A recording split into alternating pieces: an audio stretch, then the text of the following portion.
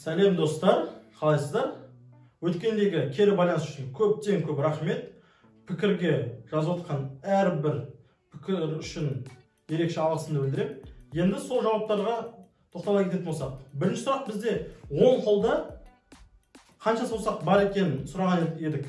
Көбісі 100 деп жауап берді. Қараңыздар достар, 10 адамда десек, онда 100 саусақ бар. Бірақ 10 қолда десек, онда 50 саусақ бар. Себебі бір қолда 5 саусақ бар, 10 қолда 50 саусақ бар. 5-ті 10-ға өтеміз. Рас ма? Екіншісі жұмыртқаға байланысты болды.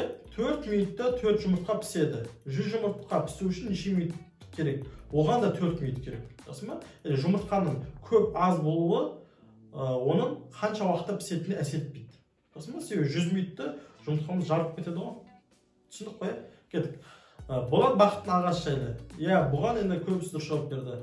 Бақыт ол қыз баланың есімі. Яғни Болат Бақыттың ағасы. Бақыт қыз ғой, оның ағасы. Бірақ Болатта іні жоқ, себебі Бақыт оның қарындасы.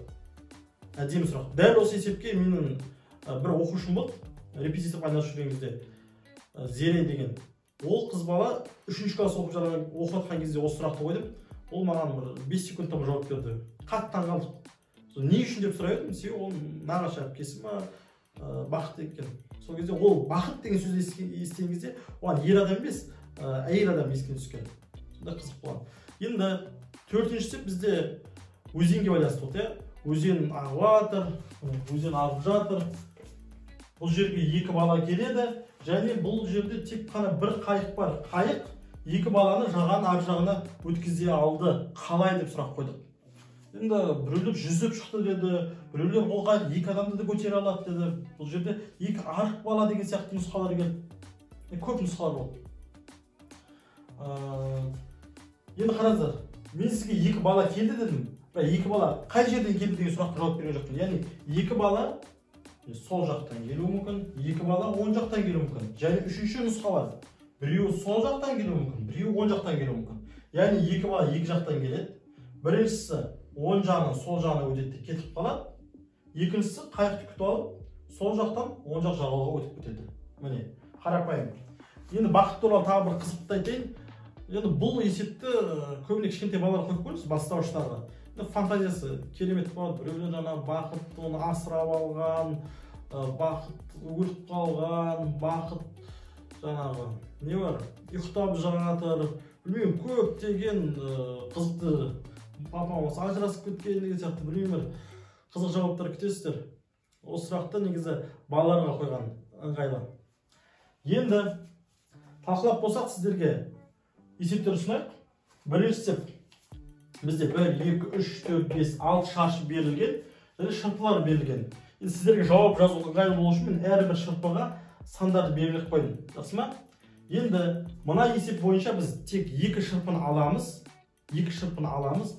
Сол кезде бізде 4 шаршы қалу керек. Ол қалай болады? Осыған жауап беріңіздер. Бірақ қараңыздар, мынаны ескерейік. Мына шырпыны алып тастасаңыз, мына жақта бүйтіп 2 шырпы шошайып шығып тұр ғой. Бұндай болмау керек. Барлығы идеальный шаршы болып қой. Жақсы ма? Шетінде мынандай артық шырпылар қалып қоюға болмайды. Біріншісі, мына 6 шаршыдан 4 шаршы жасау керекпіз. 2 шаршыны алып. Жақсы ма? 2 шырпыны алып. Бұл біріншісі. Екіншісі емес. 4 шаршы берілген. Бұл жерде де 2 шырпыны аламыз, және 2 шаршы жасау керекпіз. Бұл жерге де сізге цифрлар беріп қойдық, ыңғайлы болу үшін. Ойланып көріңіз.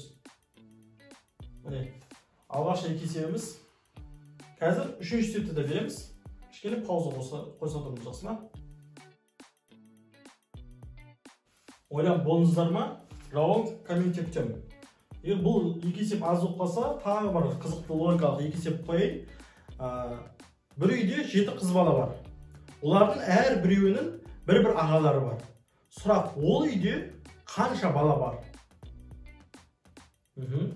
Екінші сұрақ. Есіктің алдында манағы 7 қыз бала ойнап жүр. 7 қыз бала ойнап жүр. Оларға мамасы келеді де себетке 7 алма салып атып береді. Себет деген корзинка. Себетке 7 алма салып атып береді. Және оларға тапсырма береді. жеті алманы теңдей бөліп алыңыздар.